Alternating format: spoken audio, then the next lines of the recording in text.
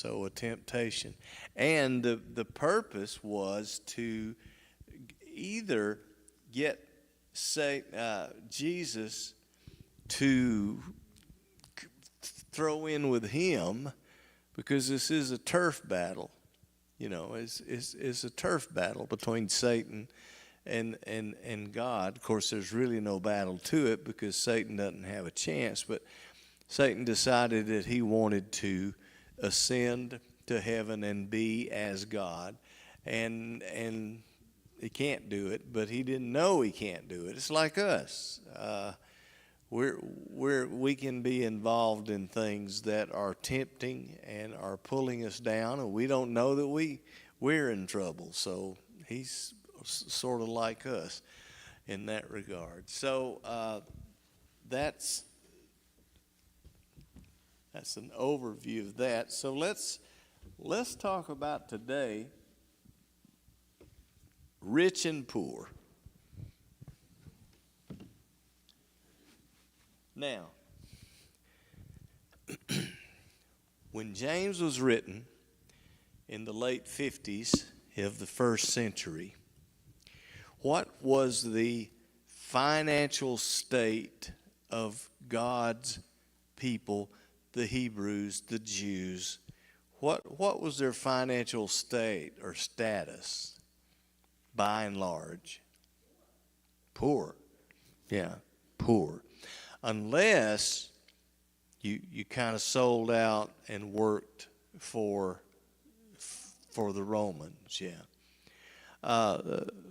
And you could be a tax collector, and that was the one way to make a pretty good living. And how you made your living was you collected taxes from your own people who were poor, and you got a cut. You got a percentage of what you collected, and that is a predecessor to indulgences, which happens way down the road around the 9th century or so, something like that. And the indulgences were you could buy your way out of purgatory. You could buy some level of forgiveness, and it got to the point this is what Martin Luther fought against so drastically later on when it was his time to come into play. Just like the tax collector, and they were hated by the Jews. They were hated by the Jews. And the man who collected indulgences was not a well thought of man either, because he made his living the same way. He got a cut out of what he collected. And it even got to the point where there were little booths set up alongside the main roads and in town and in the fairs and in the things like that, and you could go and do business with them and walk away feeling, and you can't fault the people. Bing bong. You can't fault the people, because this is what the church was telling them. Just like some of the things we tell them today, you can't fault the people so much as if the church is telling them certain things. So there has always been a struggle in God's kingdom between those that have and those that do not have. And what we find is that God loves both of them, right? It's Ann. It's Ann and Phil. Yeah. Hey, guys. Come right on in. So let's go to chapter 2. Yeah. Yeah, they were tied into the government too. Yeah, they were. Yeah, you're right. You're right. And they were supposed to be the people's representatives more than anybody. but not necessarily so. So let's read chapter 2 when James is speaking of he's speaking to the situation of the day. Anybody want to read? Feel like reading? Or I'll do it if you don't want to. Okay, chapter 2.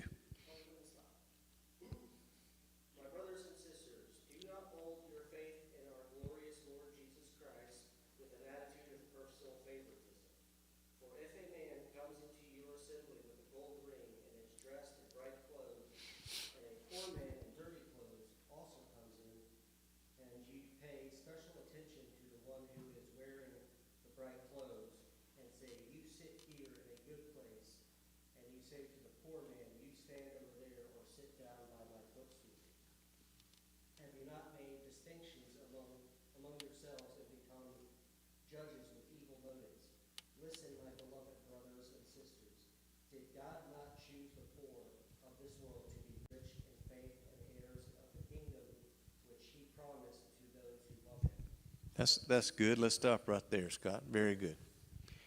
Talks about a practical situation where you have a religious meeting, religious gathering, and two different people come in. One man is obviously well off with a golden ring and fine linen clothing and anything that would outwardly make him seem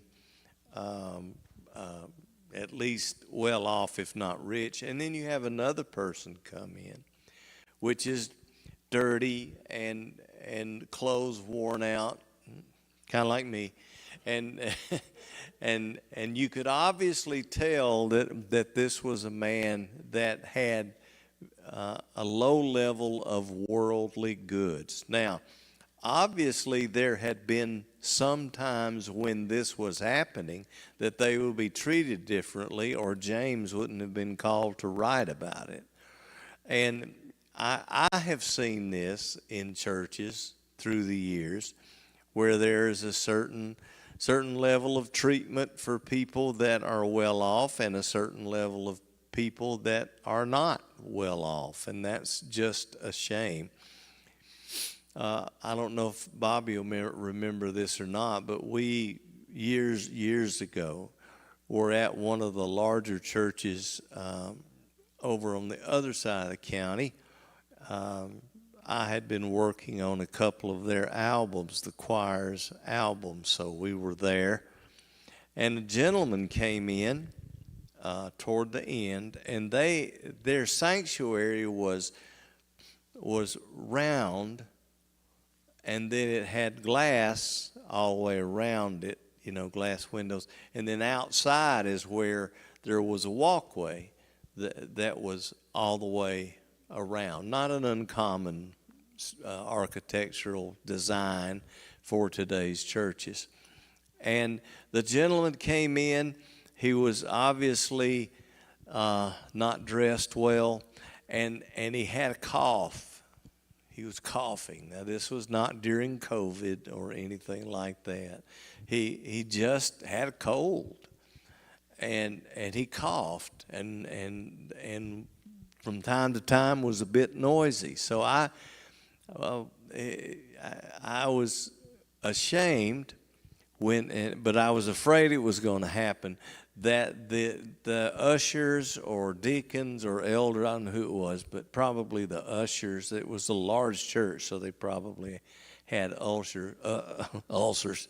Probably had ushers. They came down and they were quiet. They were kind in their own way, but what they did was ask this gentleman to leave his seat in the sanctuary, go outside in the hall, which went around the sanctuary. There were speakers out there so he could hear, and then he could sit out there, of course, with his back toward the congregation and the preacher, and they felt like that he would be much more comfortable out there.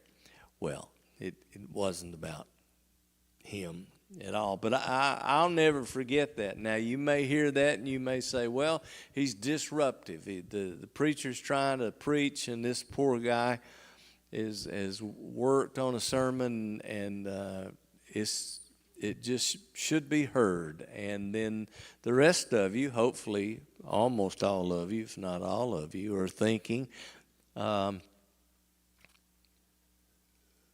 was that maybe? Who was that man coughing? What does the Bible say?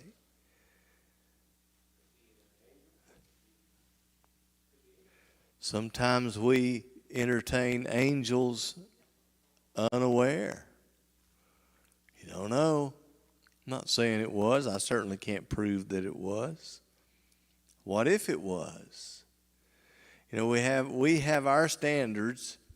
God has his standards, and they're certainly not always the same.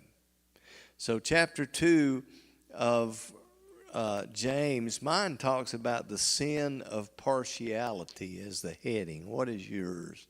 Does it have a, what is it? Sin of partiality? Favoritism, okay. Well, let's start again at verse 6. And Scott, I guess, go ahead. Just nice and loud, though. But you have dishonored the poor man. Is it not the rich who oppress you and personally drag you into court? Do they not blaspheme the good name by which you have been called? If, however, you are fulfilling the royal law according to Scripture, you shall love your neighbor as yourself. You are doing well. But if you show partiality, you are committing sin and are convicted by the law as violators. For whoever keeps the whole law yet stumbles in one point has become guilty of all. For he who said, "Do not commit adultery," also said, "Do not murder." Now if you do not commit adultery but do murder, you have become a violator of the law. So speak and so act as those who are to be judged by the law freely. For judgment will be merciless to one who has shown no mercy. Mercy triumphs over judgment. Okay. I think verse 13, that first section, is one of the most powerful verses in that chapter. For judgment will be merciless to one who has shown no mercy.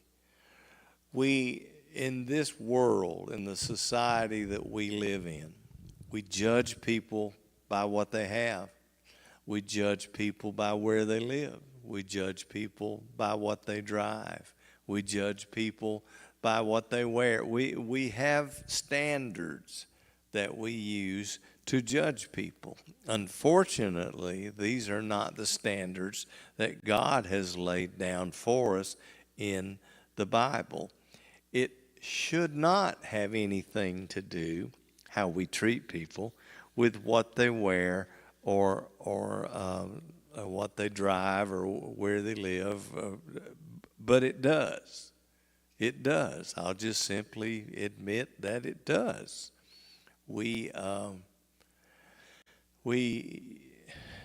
I remember back years ago when we used to go out on visitation.